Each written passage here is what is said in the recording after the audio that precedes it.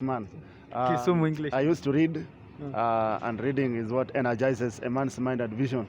It also makes people humble. So you come across somebody who is arrogant or belligerent or pugnacious and claims to be knowledgeable, then you just say success is never ending, failure is never final. Pia wananijua kama profesa wa fasihi taasisi ya taaluma za Kiswahili kutoka chuo kikuu cha Dar es Salaam jijini Tanzania.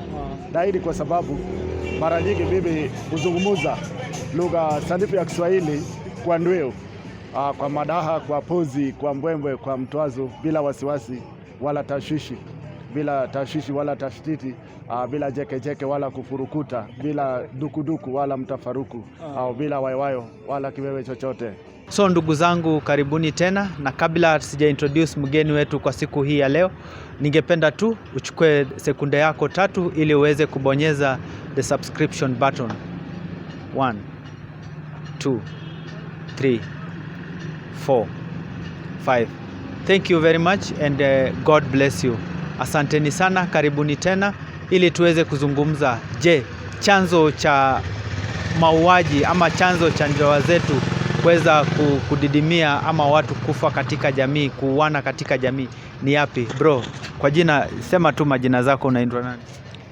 Ni Collins Otieno, saya pia vile vile najulikana kama mzungu mweusi wa Kisumu.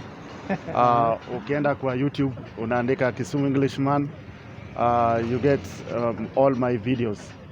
Kisumu Englishman. Kisumu Englishman kwa YouTube. One of the video I was describing Barack Obama and Raila Odinga, and it has got viewers over 270 viewers. 270 viewers. 270,000.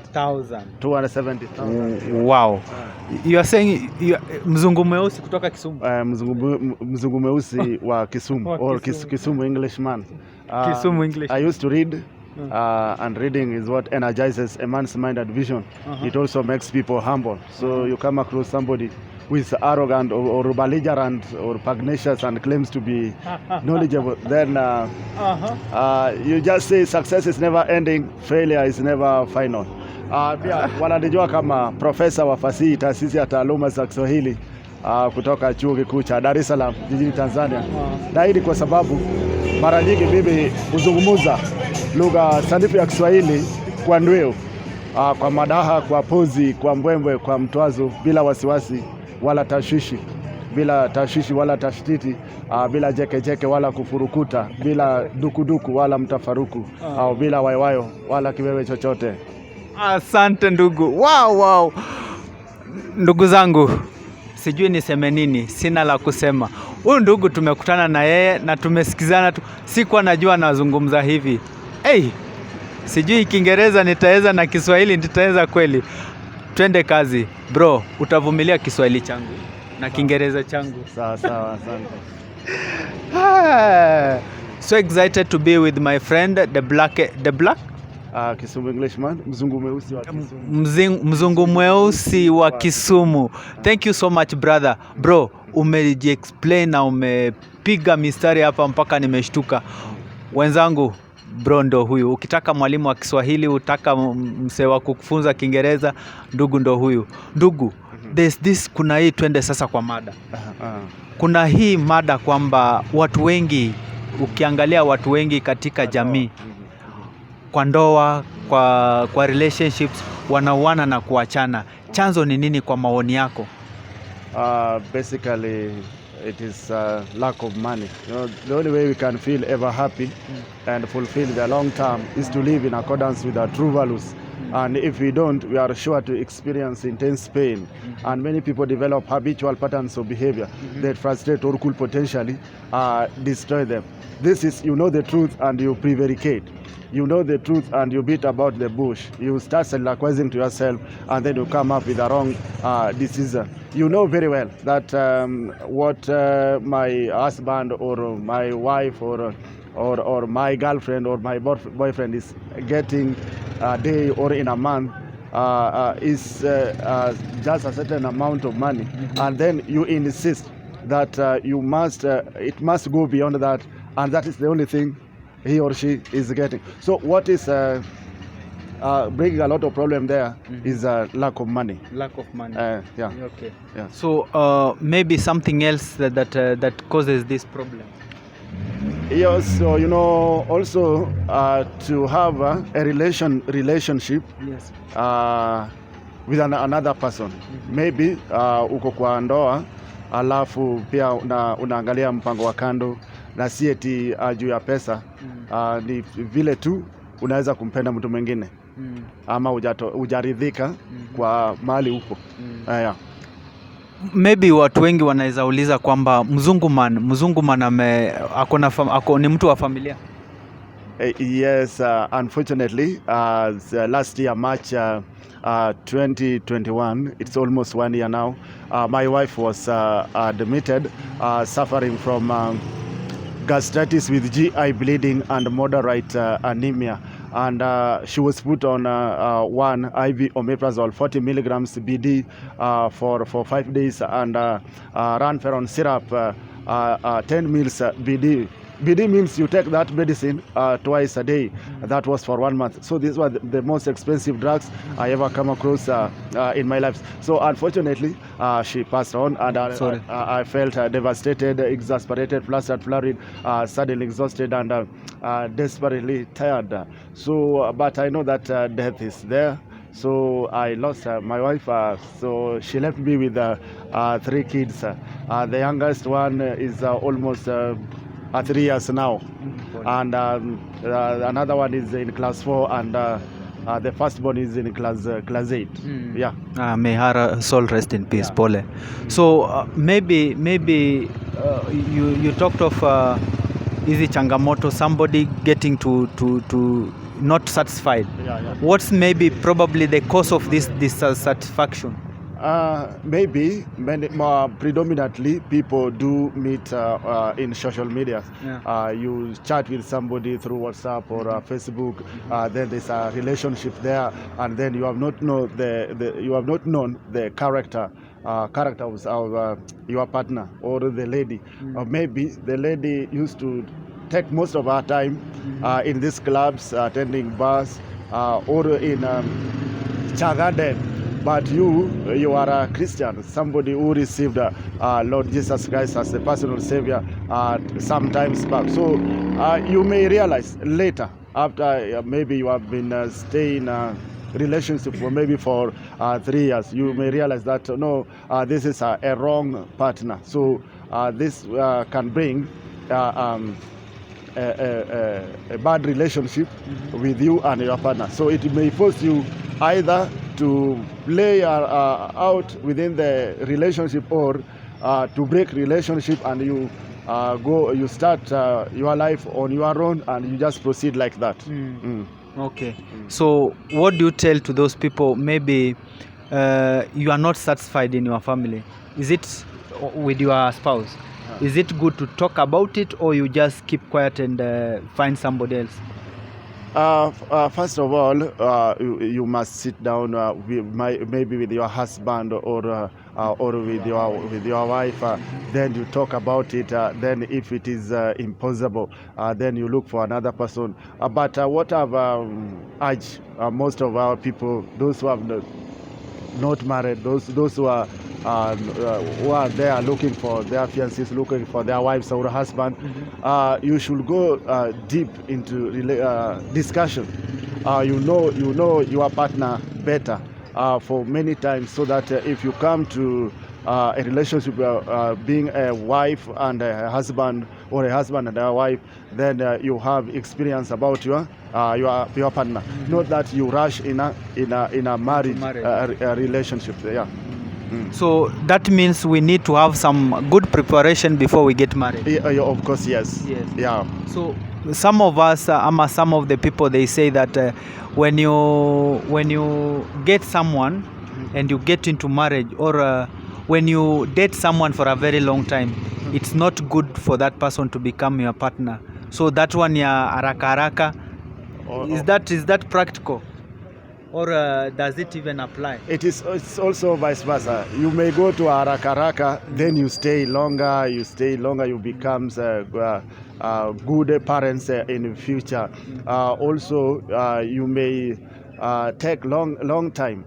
You knowing each other, and then you get into a relationship, being a father and a mother, and then you also stay in a long time. So also you may go into haraka, or you may hurry, you get into marriage, and then it break instantaneously, or you may take longer and longer, and then you get you get married, and also it get breaks instantaneously. Yeah. So what about how can we cope up with this situation of dating basically? You know, sometimes naweza pata mtu and then my parents might be against that person. How to deal with this? How do we deal with this? Is it to talk to the parents, wajue waelewe, or it's just you give it a damn, you just go your way? Sometimes I do see most of the ladies, what they have decided. I've decided to join this person in terms of relationship to be my husband. Ije baridi shadidi, au pepo wa chamchela, au pepo wa dhoruba, ije mvua za mawaga, za mkaragazo, au jua la utosini, linalo washa kama kidonda kinapotiwa dawa, unaamua ukisema ya kwamba nitakuwa kwa relationship ya huyu mtu nimempenda. Also some of the parents, wazazi wengine, wataangalia this what kind of gift will we receive from this person. Is the person, first of all, is he well educated? Does he earn a prodigious amount of money? Prodigious is just a huge amount of money, in that we will need almost 10 heads of cattle in our homestead. So it is something like that. Like Kenya today, many people, what they are looking for is a well-off person, then someone knowing Lord Jesus Christ is now the second chance for somebody for the daughter to be married to a certain person.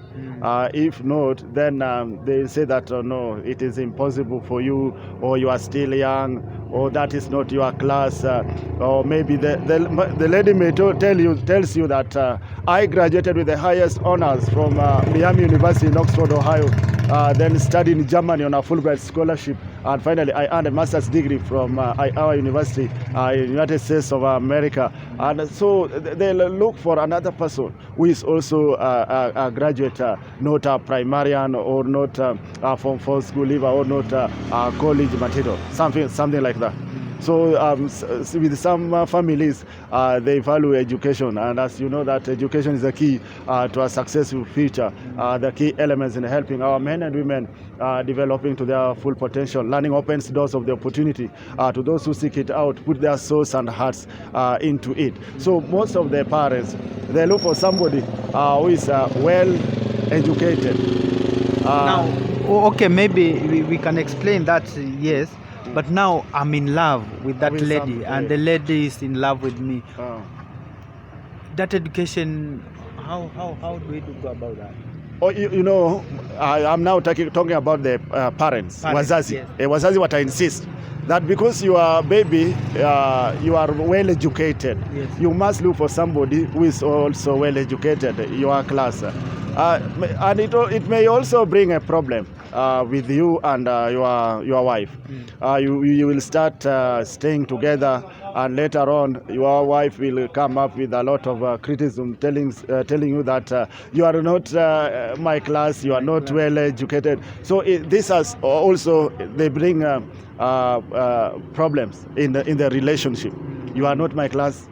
What you are earning, I'm earning more money than you. Something like that. My family is well off. Yeah. While you are poor people. Miaka nenda, miaka rudi, miaka na mikaka, miaka na dahari.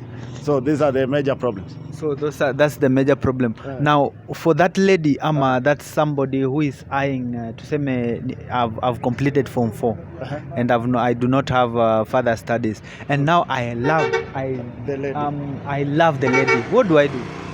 with ladies or with the men's, other men's, they just say that many people's ability to evaluate the true value of an investment is something that is there despite the vagaries of trends and short-term market fluctuation. So it is also to some ladies, they say that whether you are a primary and whether you are I'll stay with you no matter how much it may cost or even when it hurts, and you may stay in peace forever and ever until only death may come in between. Okay. Yeah. Some of them, not all of them. Not all of them. Yeah. So there's this issue of earnings, a job. So you talked of the economy. You see, like now there's a lot of coronas. So many people have lost jobs. Let's say I had a good salary. Job, yes, I had educative. Yes, but now I've left my. I was laid off. And it's only my wife who is at least earning something. Yes. What do you think about now the relationship in the house? Some of them, they become so much, they become abusive to the man. It's like the way you have said, maskini all the time. Now,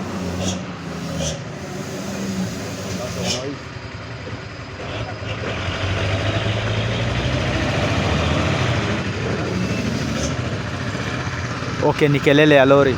So abusive all the time, nyinyi ni maskini.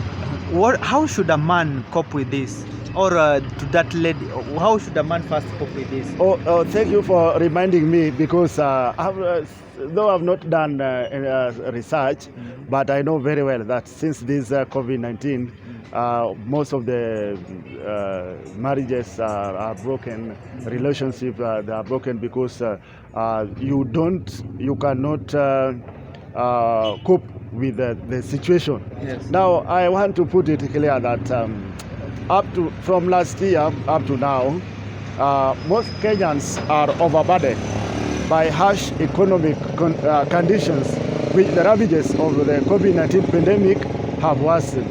So most of the people, most of the ladies, or most of the men, maybe you are working from a lucrative company where you are earning a gargantuan amount of money or a huge amount of money. Now that money is not there, you want to tell your colleague, your partner, that we must go to those sites of reserve so that we proceed with life, or we must be here in that we will using money mostly from your side. Few people will agree on that, of which many people, majority, will not agree, and that can lead to bad relationship. It can be broken. Somebody can leave you, or a man can leave the wife, or the wife can leave her husband because of that. And mostly only ladies or wives who used to do so. Okay. Yeah. So what can these people do to make sure, maybe to that lady, what's your advice to the ladies whose husbands have left job ama have been laid off? Yeah, you know, to have a good future in your life, you as a lady, you should try as much as you can. If you are earning what can sustain you for many times, you just don't get out of the marriage. You just stay together as you put your soul into the word of God. You pray to the Lord, our Father, so that you may get even better job than you used to have before, and life can change anytime. Yeah. Now, there's this about ancient life. Our parents, our relatives, our parents and our grandparents, they used to actually, it's called what? Life was easy. Things were okay. People used to, especially ladies, used to sacrifice for their families, yes, Yeah. and they were submissive. And maybe like nowadays, things have gone haywire. what's your advice? What can we borrow? Little things can we borrow from our parents and grandparents? You know, during those times, things were not very expensive as today. During those times, we had more food, enough food in the society, in the country. You can go to a neighbor and you get enough food. But nowadays, you go to a neighbor, they have only prepared that is enough for what is enough for them. So even if you want to join them, when it is lunchtime, it becomes a problem. I want to tell you that nowadays what people are going through because of the economy is beyond anything. And a terrorist like Osama bin Laden could have hoped for in his lugubrious or macabrous dreams. What people are getting nowadays is so little, even cannot be enough for them. It is just ni hali ya kujikaza tu kisabuni. Yes. Haitoshi kabisa. Okay. Yeah. Now, maybe bro, what are you doing for the living? Right now, I'm working with a company called Spirit here in a cosmopolitan and materialistic county of Nakuru. Spirit, not spirit, this alcohol, whatever, but we do make these garments. Yeah. Spinach, yeah. Yeah, Spirit. Yeah. Next to Menengai. Yeah. I know the company where it is. So basically, I would like to have more time with you. Thank you very much. Bro. So maybe your last thing to what you can tell the person, the viewers. I know very well that it is we are in a difficult situation, but let us try as much as we can so that we proceed. We sustain our family. We provide for our family. Let us not just sit down and relax because maybe my wife is earning a huge amount of money. Let me also, despite maybe I lose my job or I'm working at a company that cannot give me enough amount of money. Tungangane ili watoto wetu na wajukuu wetu waishi katika hali njema na salama salimini. Amen. So, okay, ladies and gentlemen, uko na jina mrefu. The blackest Kisumu, Englishman, mzungu mweusi wa Kisumu. Mzungu mweusi wa Kisumu. Ladies and gentlemen, it has been an awesome moment with the mzungu wa Kisumu. Right? Mzungu mweusi wa Kisumu. Kisumu Englishman. It has been an awesome moment. Your Twitter handles, your social media, hizo zote sema. Facebook? No, basically on YouTube only. Oh, YouTube. YouTube. Yeah. The name is? Kisumu Englishman, YouTube. Ama mzungu mweusi wa Kisumu. Do you upload regularly? No, it's also because of lack of gadgets, camera. You go to cameraman person. No, I'm also blissful, happy, triumphant, joyful, very much exuberant to meet you because if you are going to this some of the media station, yes, and I tell them that I want to talk about maybe corruption or the leadership of the country. Somebody may ask me, do you have 20,000 Kenya shillings at this moment? Or, with them they deal with governors, the senators. But if you go to YouTube, you write Kisumu Englishman, there's an interview by K24. That one of Citizen TV, that one of MBCI TV, NTV Bullseye, NTV the latest, the handshake between Raila Odinga and Uhuru Kenyatta. I'm intimately inspired by the language and culture around me, and the inspiration has resulted to different type of speeches I used to come up with, especially on NTV, K24, etc. And the style is categorized as an autobiography that combines snapshots, autobiography, history, and fictions to come up with many stories that are truer than true, and also presenting factual details in chronological order. Thank you so much, and thank you so much, Mzungu Mweusi kwa Kisumu. Go to YouTube and subscribe to his channel, as he said. Mzungu? mzungu mweusi mweusi wa Kisumu, or Kisumu Englishman from YouTube. Kisumu Englishman. Go there, subscribe and like his videos, and also we shall see how we can move together as a team. As you see, Love of Theo is the young channel, and also we are just starting, and also starting. We shall see how we can move together as a family. Thank you so much, everyone, and if you like this video, you like the Englishman, please hit the subscription button, and let's move on as one family, and let's work together. Thank you so much, and bye bye. God bless you.